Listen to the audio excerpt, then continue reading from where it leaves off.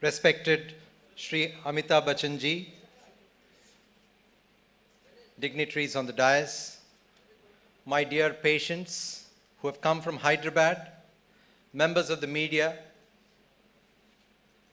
and distinguished guests. We begin with a short film that has been made by Usha Lakshmi Breast Cancer Foundation a few years ago.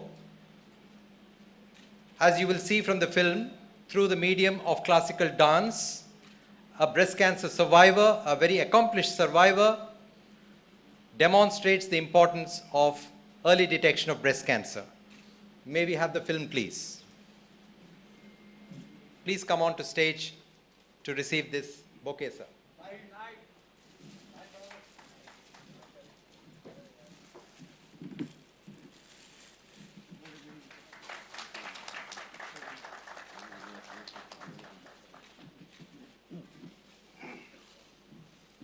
Nothing gives me more pleasure than to introduce my patients. Two of them have come. One who is a very young. Let them come in front then. Difficult for me to change.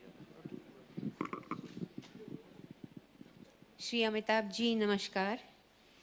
All the dignitaries on the dais and all you respected guests.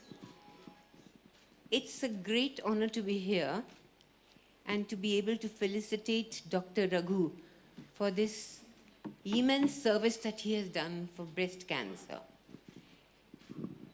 I met him about 10 years ago, 11 years ago in London.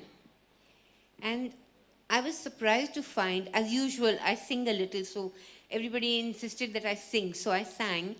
And he approached me after I had finished singing with tears in his eyes, saying, I'm coming back to India, and I'm coming back because I feel that there's more work to be done in India than here.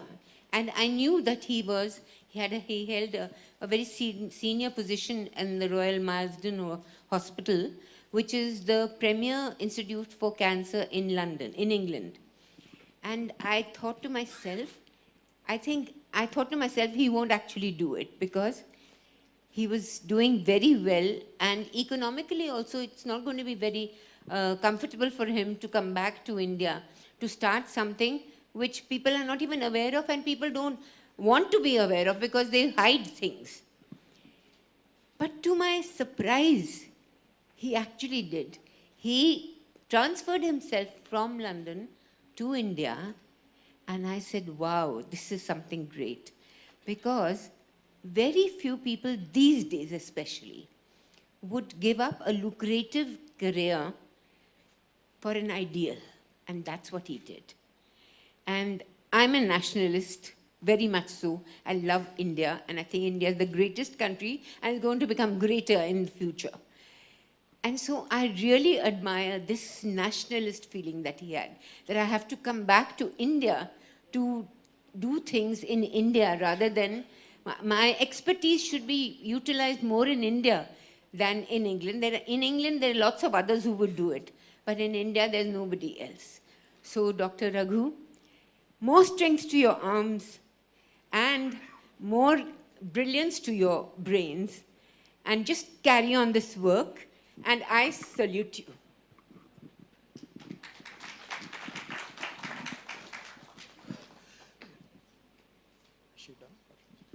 Thank you very much, Mrs. Chopra.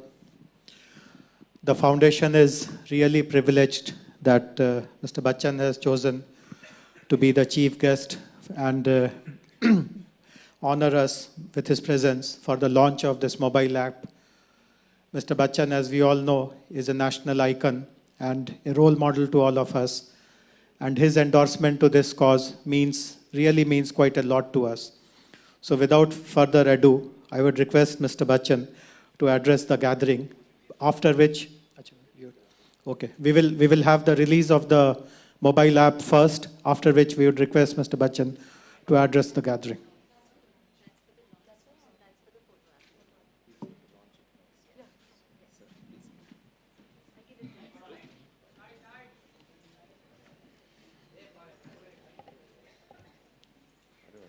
So it's just to click this and then show it.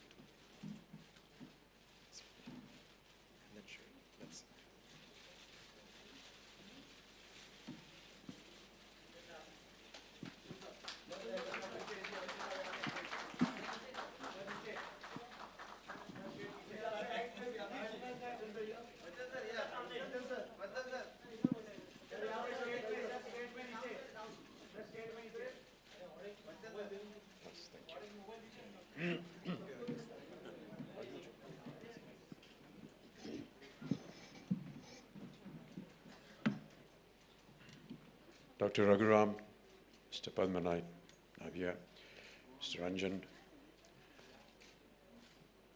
Pam Auntie.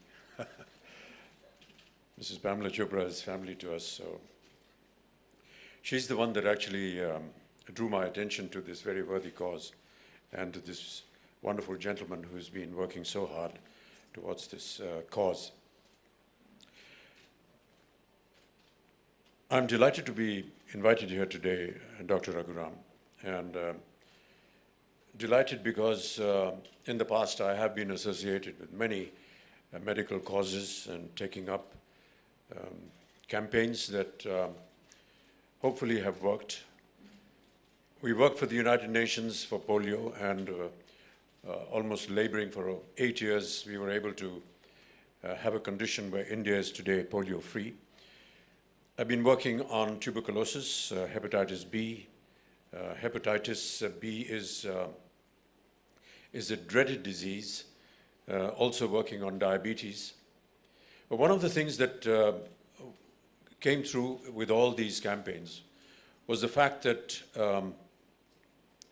no one was able to draw attention to the people that you need to understand what the disease is, to be able to know what it is, to be informed about it. And when these aspects of the disease were brought forward, then the working of the campaign became a lot easier. Having knowledge of the disease is the doctor's job. But the people that suffer sometimes feel that they don't need to consult, or when they need to consult, it has become too late. And therefore, timely intervention and informing the medical profession of your disease, as I have noticed, has been very beneficial. I say this out of experience because when we did polio, we had a lot of trouble convincing the people about taking this dosage, because there were a lot of apprehensions, there was a lot of resentment to the fact that these doses were not actually helping the patients or was going to prevent the child from getting polio. But we worked consistently and were able to convince them. And eventually, as I said, today India is polio-free.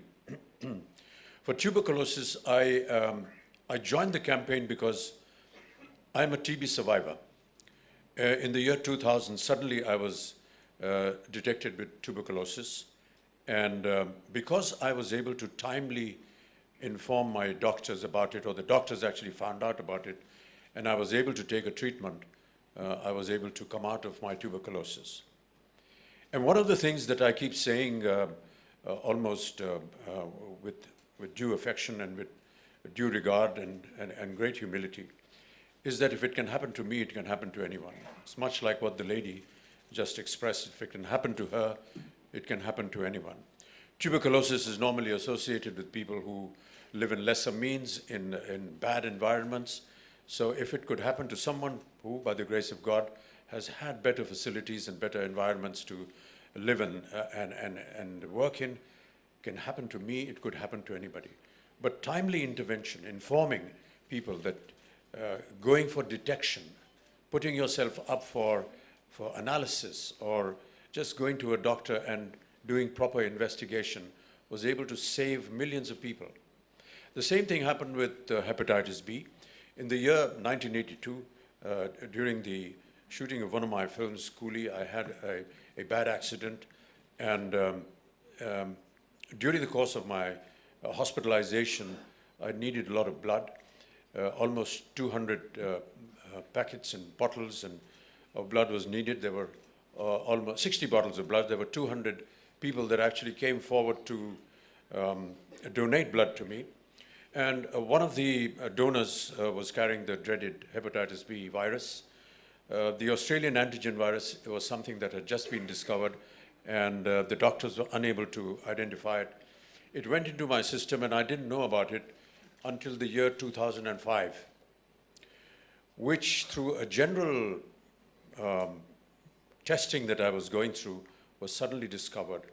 And it was discovered that it had destroyed 75% of my liver. What I'm trying to say is that I today survive on 25% of my liver. You can survive liver diseases, I believe, with even 12%. But the fact is that it was detected, timely intervention was taken, and even though I have lost 75% of my liver, I am able to survive and stand in front of you today because proper care was taken at that point of time, and it was detected in time. Much the same is what I've been hearing from all the speakers that have talked about breast cancer.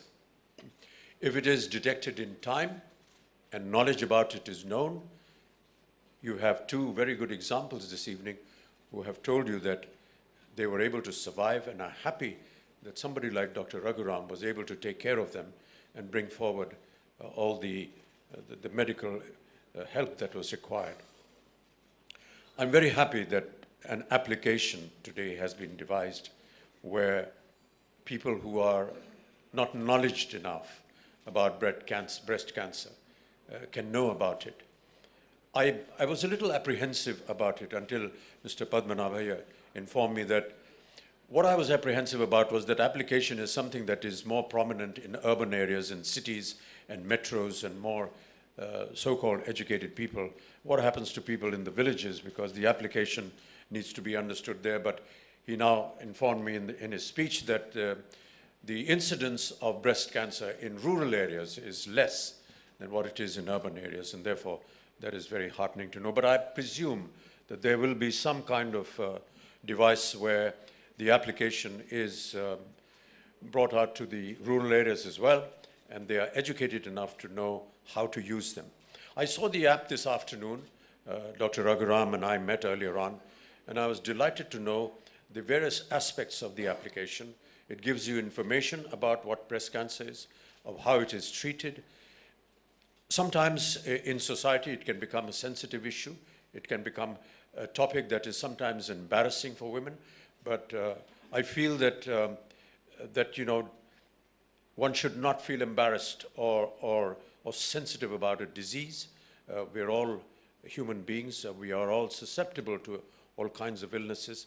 And the app actually leads you through various aspects of what breast cancer is, how it can be treated.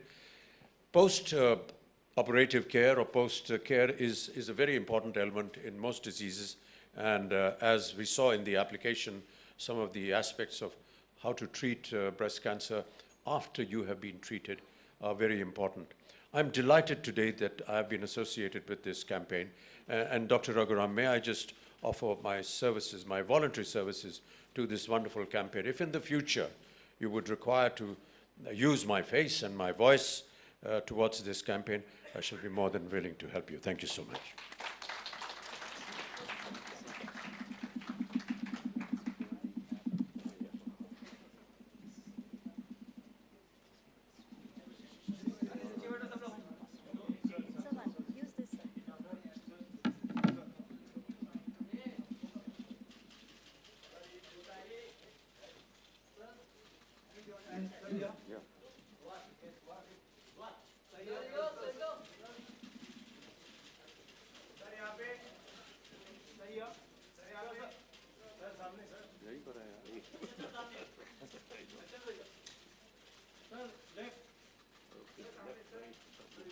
Thank you.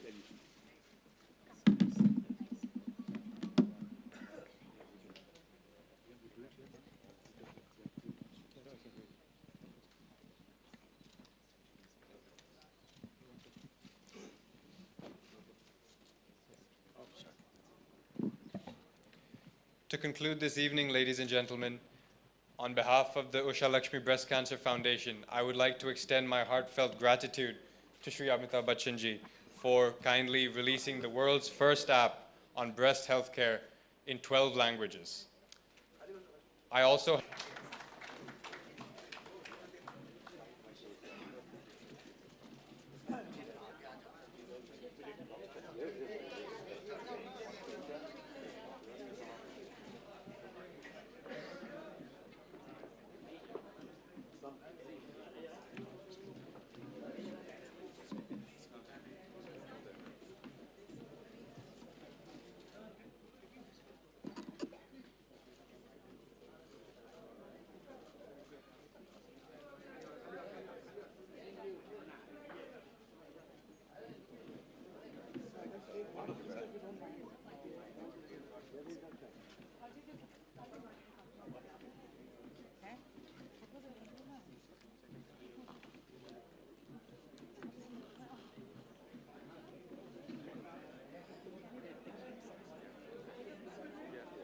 Bachchan, I was wondering if I could just take a picture with you.